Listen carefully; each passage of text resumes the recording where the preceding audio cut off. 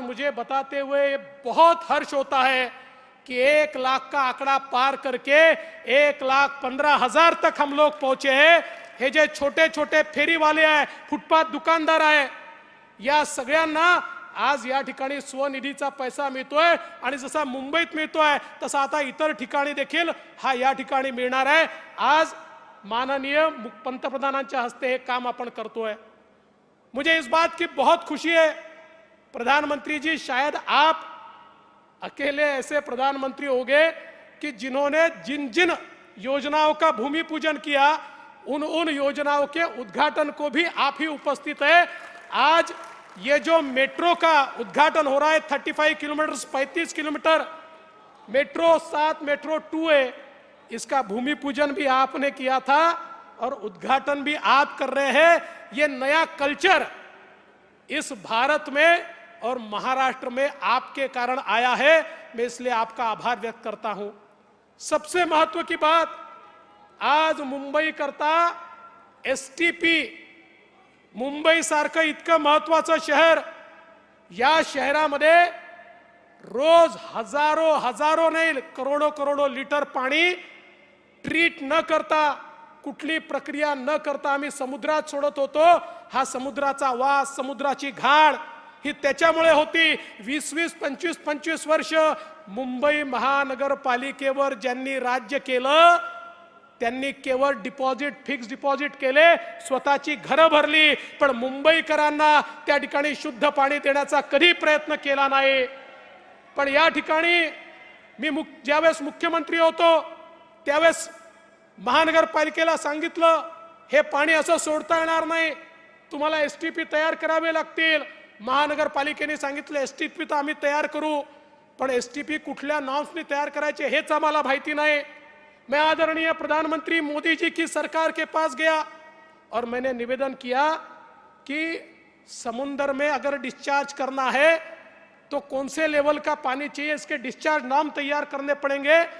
और 1 साल के भीतर मोदी जी की सरकार ने डिस्चार्ज नॉर्म तैयार करके मुंबई महानगर पालिका को दिए कि अब देखिए ये सारे नॉर्म्स तैयार है, अब गंदा पानी मत छोड़िए।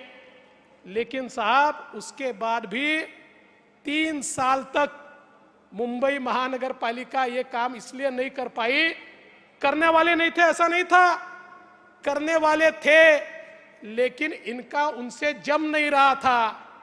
काय जमत नव्हतं माहिती है ना, हाँ वो जम नहीं रहा था और इसलिए हिस्सेदारी नहीं मिली, इसलिए उसको नहीं किया गया। लेकिन हमारी सरकार आने के बाद हमारे शिंदे जी के नेतृत्व में हमने उसको गति दी और गति के साथ उसको पूरा करने का काम अभी हो रहा है। आज उसका शिलान्यास माननीय मोदी जी के हाथों से हो रहा है और ये केवल और केवल मोदी जी आपकी सरकार के कारण संभव हुआ है, इसलिए मैं आपका बहुत आभार व्यक्त करता हूं। साथ साथ 6,000 करोड़ के रास्ते, किसी ने प्रश्न पूछा कंक्रीट के रोड क्यों बनाते हो, वो इसलिए बना रहे कि 4 साल पहले जब हमने मुंबई के रास्तों का परीक्षण किया था तो ध्यान में आया कि इन रास्तों में नीचे की लेयर ही गायब है। इस प्रकार का भ्रष्टाचार, हर साल वही रास्ते। अब हमने तय किया नहीं, ऐसे रास्ते बनाएंगे 40 साल एक गड्ढा भी उस रास्ते पर नहीं पड़ेगा। और मुख्यमंत्री जी ने निर्णय लिया, उसका भी शिलान्यास आज प्रधानमंत्री जी कर रहे हैं, 3 हॉस्पिटल का शिलान्यास कर रहे हैं।